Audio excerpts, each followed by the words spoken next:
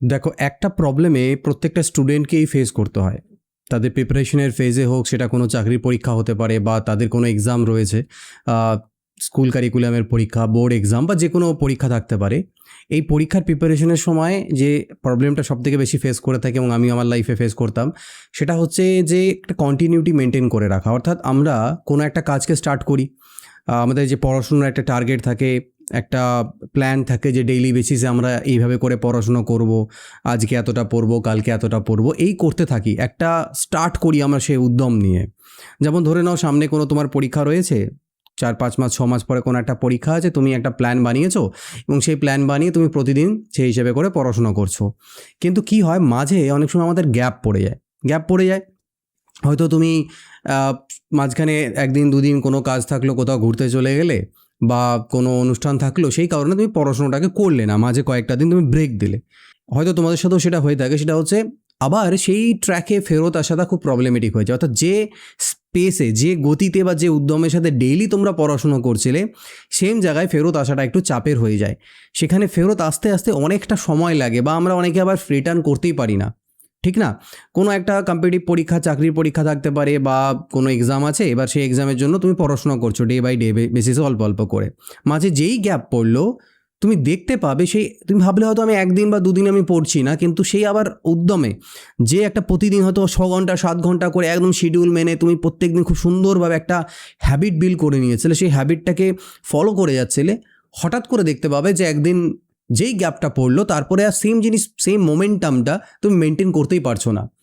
অনেকে সেই মোমেন্টামে চলে আসতে পারে রিটার্ন করে, বাট একটু সময় লাগে। অনেকে আবার সেই মোমেন্টামে রিটার্ন করতেই পারে না। তো এরকমটা আমাদের সাথে হয়ে থাকে। এর উপরে অনেকগুলো ফ্যাক্টর কাজ করে, যে দেখা গেলো পরীক্ষাই হচ্ছে না সামনে, সেটা একটা আলাদা ফ্যাক্টর। বাট ধরে নিলাম সব কিছু ঠিকঠাক আছে, তা সত্ত্বেও তোমার যেহেতু মাঝখানে গ্যাপ পড়ে গেল, এই গ্যাপটা পড়ে যাওয়ার জন্য তুমি আর রিটার্ন করতে পারছো না। তো সেটা কিভাবে করে আমরা ঠিক করতে পারি, এই প্রবলেমটা যেন আমাদের না আসে। কারণ এর জন্যে আমরা ভাবি যে আমাদের 1-2 দিন নষ্ট হচ্ছে, কিন্তু অ্যাকচুয়ালি তো আমাদের কিন্তু অনেকটা সময় নষ্ট হয়ে যায়।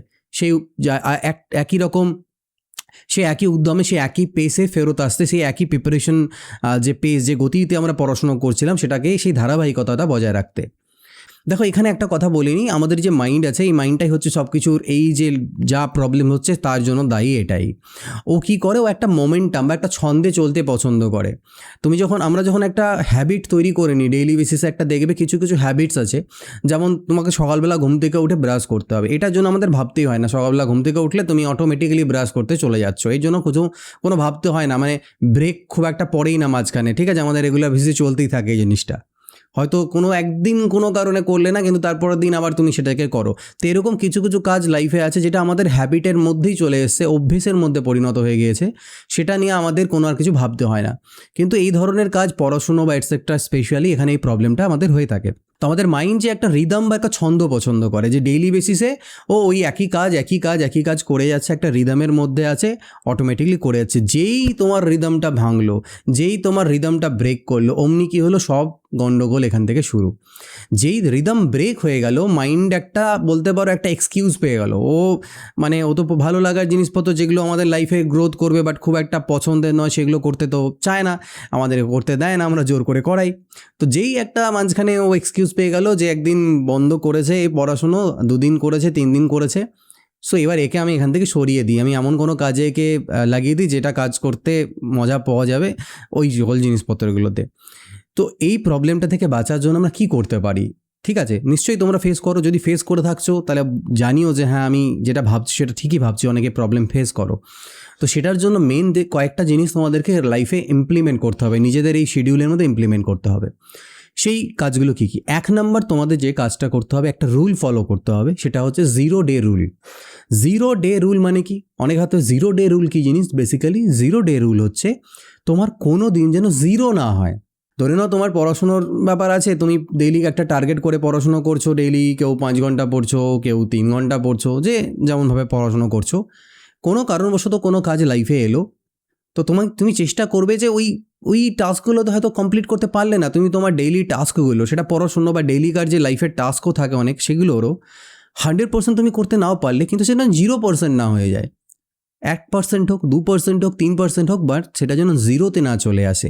অর্থাৎ আমাদের মাইন্ডকে এটা বুঝতেই দেওয়া যাবে না যে আমি হ্যাবিটটা যে আমার চলছিল আমি ব্রেক করেছি, আমি আমার রিদম ব্রেক করেছি, এই সিগন্যালটা মাইন্ডকে দেওয়া যাবে না। আমরা আমাদের ব্রেনকে এই সিগন্যাল পৌঁছাবো যে না, আমি হ্যাবিট ব্রেক করিনি, আমি একটু আজকে কম কাজ করেছি, আমি একটু কম পড়েছি, কিন্তু আমার হ্যাবিটটা বিল্ডই আছে, আমি পড়েছি। প্রতিদিন আমি রেগুলার বেসিসে সাপোজ করে নাও কোনো একটা সাবজেক্টের তুমি 10 পেজেস করে পড়ে আসছিলে, মাইন্ডের মধ্যে সেই জিনিসটা আছে, আজকে তুমি 2 পেজ পড়লে, কিন্তু মাইন্ডে সিগন্যাল দিলে আমি পড়েছি, একটু কম পড়েছি, অসুবিধা নেই, আমি কালকে বেশি পড়বো। আরেকটা যেটা 2 নম্বর কাজ, এটা করবে যে কোনো দিন তাও বাই চান্স যদি এরকম হয়ে যায় যে তোমার সারাদিনে তুমি সেই পড়াশোনাটা করতে পারলেই না, স্টাডি তুমি করতে পারলেই না, নেভার মেক ইট টুয়াইস। এই সেম মিস্টেকটা দুবার রিপিট করবে না। অর্থাৎ একদিন যদি তোমার জিরো চলেও গেল, পরপর দুটো গোল্লা যেন ভাই না বসে, ঠিক আছে? একটা মিষ্টি খেয়ে নিয়েছো খুব ভালো কথা, পরপর দুটো মিষ্টি কিন্তু খেয়ে নিও না, সুগার হয়ে যাবে। তো সেম জিনিসই যেন একদিন যদি বাই চান্স কোনো কারণে ব্রেকও হলো, সেকেন্ড ডে আর এটাকে ব্রেক করবে না। কারণ একদিনের জায়গায় যদি 2 দিন হয়, 2 দিনটা কখন 3 দিন, 3 দিনটা কখন 1 সপ্তাহ হয়ে যাবে, তুমি বুঝতেও পারবে না অটোমেটিক্যালি। তারপর দেখতে পাবে একটা লং টাইম পার হয়ে গিয়েছে, তুমি এমনিতেও তো পড়াশুনো বা পরীক্ষা পড়াশোনাগুলো পড়া আমাদের রেগুলার বেসিস না করলে আমরা ভুলে যাই, তো আবার দেখবে তুমি ওই জিরোতেই পৌঁছে গিয়েছো।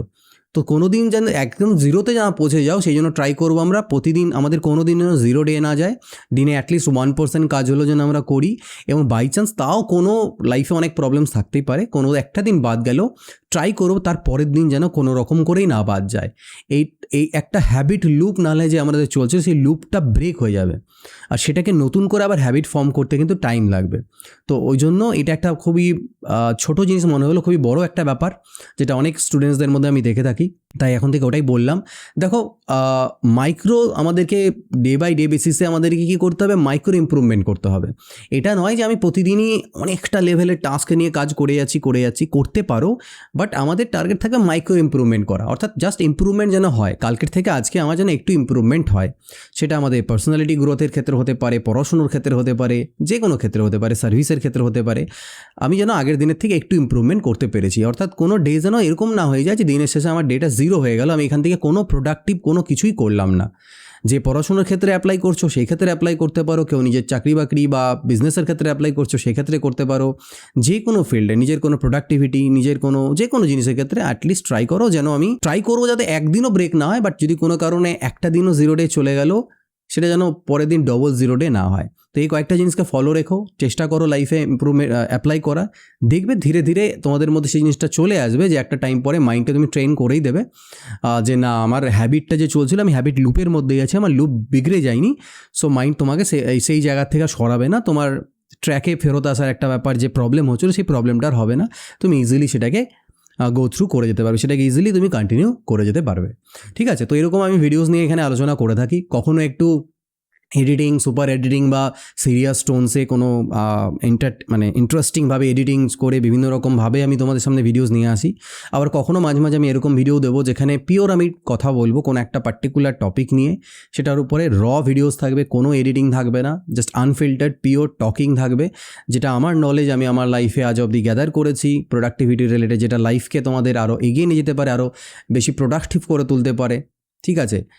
সবসময় কিছু না কিছু আমি করেই চলি, আমার মাইন্ডে চলতেই থাকে নতুন কিছু করা, নতুন কিছু ট্রাই করা, নিজেকে ইমপ্রুভ করা, সেলফ ইমপ্রুভ করা।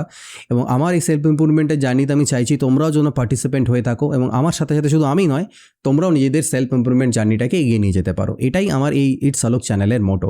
তো চ্যানেলে জয়েন হয়ে যেও, চ্যানেলের সাথে থেকো, পাশে থেকো। ভিডিওটা ভালো লাগলে অবশ্যই লাইক করে দিও। পরবর্তী ভিডিওতে দেখা হচ্ছে।